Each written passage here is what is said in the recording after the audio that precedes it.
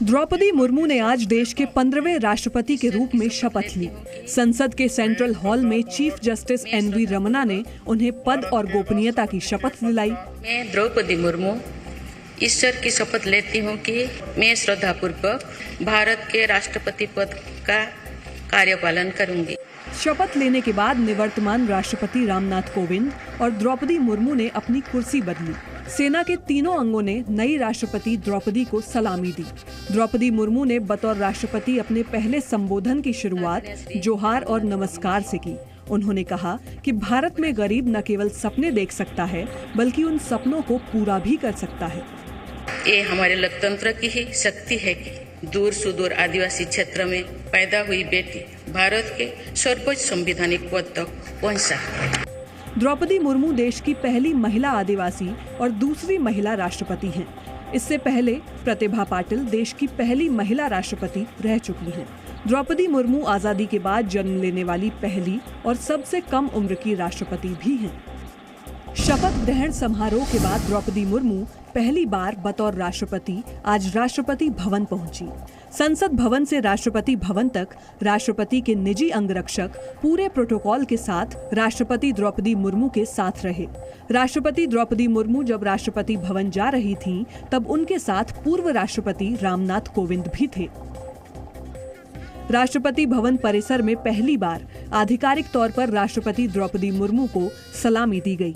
उनके साथ पूर्व राष्ट्रपति रामनाथ कोविंद भी मौजूद रहे। सलामी के बाद राष्ट्रपति द्रौपदी मुर्मू और पूर्व राष्ट्रपति रामनाथ कोविंद दोनों एक साथ राष्ट्रपति भवन के भीतर पहुंचे। थोड़ी दूर दोनों साथ चले, फिर पूर्व राष्ट्रपति रामनाथ कोविंद आगे बढ़ गए और राष्ट्रपति द्रौपदी मुर्मू दाहिने ओर मुड़ी और राष्ट्रपति भवन यानी अपने नए आवास में चली गईं। अब तक जो अंगरक्षक रामनाथ कोविंद के पीछे थे, अब वो राष्ट्रपति द्रौपदी मुर्मू के पीछे चल रहे थे। नई राष्ट्रपति के शपथ लेने और पूर्व राष्ट्रपति की विदाई के साथ ही पीडीपी अध्यक्ष महबूबा मुफ्ती ने राष्ट्रपति की भूमिका पर सवाल उठाए हैं। पूर्व राष्ट्रपति रामनाथ कोविंद पर आरोप लगाते हुए महबूबा मुफ्ती ने ट्वीट किया कि निवर्तमान राष्ट्रपति अपने पीछे एक ऐसी विरासत छोड़ गए हैं जहां भारतीय संविधान को कई बार कुचला गया। चाहे अनुच्छेद 370 की बात हो, नागरिकता कानून हो, अल्पसंख्यकों या दलितों को निशाना बनाना हो, उन्होंने भारतीय संविधान की कीमत पर बीजेपी के राजनीतिक एजेंडे को पूरा किया। बयान पर विरोध जताते हुए बीजेपी ने कहा कि महबूबा मुफ्ती ने संवैधानिक पद और उसकी गरिमा पर लांछन लगाया है। बहुत ही आपत्तिजनक बयान है।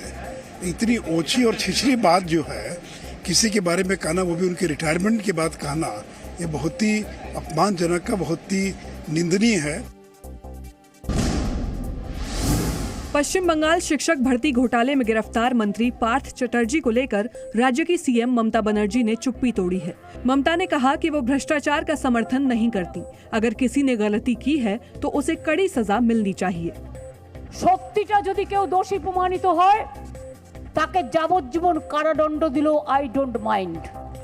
ममता ने बीजेपी और लेफ्ट पर कैश कांड के बहाने उनकी छवि बिगाड़ने का आरोप लगाया और कहा कि अगर वो राजनीति में नहीं होती तो झूठे आरोप लगाने वालों की जुबान काट लेती।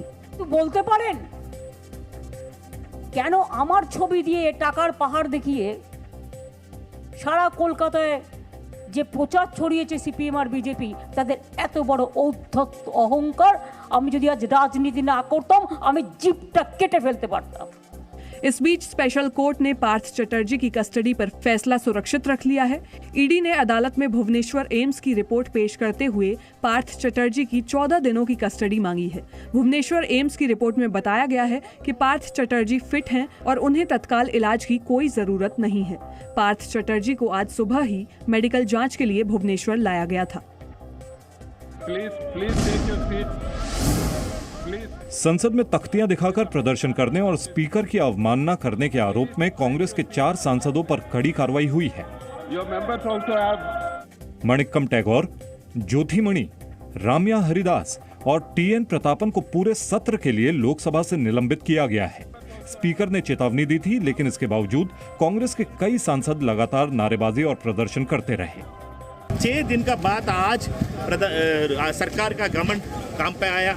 वो लोगों ने सस्पेंड कर दिया 4 लोगों के लिए। हमारा गुनाह क्या है? लोगों का बात ये करना, लोगों का इश्यूज का बारे में बात करना, ये सिलेंडर का बारे में। संसदीय कार्य मंत्री प्रहलाद जोशी ने निलंबन का प्रस्ताव रखा था, जिसके बाद पीठासीन सभापति राजेंद्र अग्रवाल ने निलंबित कर दिया। मॉनसून सत्र शुरू होने से ठीक पहले संसद परिसर के भीतर तख्तियां ले जाने और विरोध प्रदर्शन करने पर प्रतिबंध लगा दिया गया था, लेकिन इसके बावजूद कांग्रेस के सांसद महंगाई और अग्निपथ योजना के विरोध में तख्तियां और पोस्टर लेकर प्रदर्शन कर रहे थे। दिल्ली सरकार की नई शराब नीति के खिलाफ आज बीजेपी ने प्रदर्शन किया। बीजेपी के कार्यकर्ताओं ने आम आदमी पार्टी के दफ्तर के पास केजरीवाल सरकार के खिलाफ नारेबाजी की। बीजेपी का आरोप है कि नई नीति को लागू करने में नियमों का उल्लंघन किया गया और शराब माफिया को फायदा पहुंचाया गया। बीजेपी दिल्ली के उप मुख्यमंत्री और आबकारी मंत्री मनीष सिसोदिया के इस्तीफे की मांग कर रही है। शराब माफिया पर इतने मेहरबान हैं कि वो जाकर 144 करोड़ रुपए उनको माफ करते हैं। उपराज्यपाल विनय कुमार सक्सेना ने दिल्ली सरकार की एक्साइज पॉलिसी के मामले में एक और जांच के आदेश दिए हैं। शराब नीति के खिलाफ शिकायत मिलने पर एलजी ने मुख्य सचिव को जांच के आदेश दिए हैं और 2 हफ्ते में रिपोर्ट मांगी है। हालांकि आम आदमी पार्टी सारे आरोपों को झूठ बता रही है। झूठे गलत आरोप भारतीय जनता पार्टी को या उनके नेताओं को या उनकी जांच एजेंसियों को लगाना है तो इसका कोई इलाज हमारे पास नहीं है। यूपी के बिजनौर में पुलिस ने 2 मुस्लिम युवकों को दरगाह में तोड़फोड़ करने और सांप्रदायिक माहौल बिगाड़ने के आरोप में गिरफ्तार किया है। ये दोनों युवक भगवा रंग के कपड़े पहनकर दरगाह में घुसे और वहां मौजूद 3 मज़ारों में तोड़फोड़ की। दोनों ने मज़ारों पर चढ़ाई गई चादरें भी जला दी। तो पूरी तोड़ूंगा, बची गाय तो थोड़ी तोड़वाई तुमने। अच्छा, तो कल को फिराऊंगा मैं। अगर तुम्हें यकीन है कि इसमें है कुछ तो मुझे छोड़ दो और भूरे बाबा जाने या मैं जानूं। आरोप है कि दोनों भाइयों ने इलाके का सांप्रदायिक सौहार्द बिगाड़ने की नीयत से दरगाह में तोड़फोड़ की। वहां मौजूद कुछ लोगों ने दोनों को पहचान लिया, जिसकी वजह से हालात नहीं बिगड़ पाए। इस पे स्थानीय लोगों के साथ पुलिस ने तुरंत सर्च ऑपरेशन चलाया तथा 2 व्यक्तियों को, जिनका नाम क्रमशः कमाल और आदिल है, गिरफ्तार किया गया, जिन्होंने भगवा रंग के साफा पहन रखा था। पुलिस ने दोनों भाइयों को गिरफ्तार कर लिया है। यूपी के बाराबंकी में पूर्वांचल एक्सप्रेसवे पर भीषण सड़क हादसा हुआ है। पूर्वांचल एक्सप्रेसवे पर 2 डबल डेकर बसों की टक्कर में 8 यात्रियों की मौत हो गई, जबकि 35 लोग घायल हो गए। ये हादसा तब हुआ जब बिहार के सीतामढ़ी से दिल्ली जा रही एक डबल डेकर बस ने सड़क किनारे खड़ी डबल डेकर बस में पीछे से टक्कर मार दी। हमको नींद आ गया था सर, हम नहीं देख पाए, ड्राइवर का सेट दिया, एक दूसरा बस में टक्कर मार दिया। ये वहाँ आगे न जाम है न पीछे कुछ है ही नहीं। ये नींद में था क्या था पता नहीं, हम सो रहे थे। 4:30 बजे के आसपास घटना हुआ। बसों की टक्कर होते ही वहां अफरा तफरी मच गई।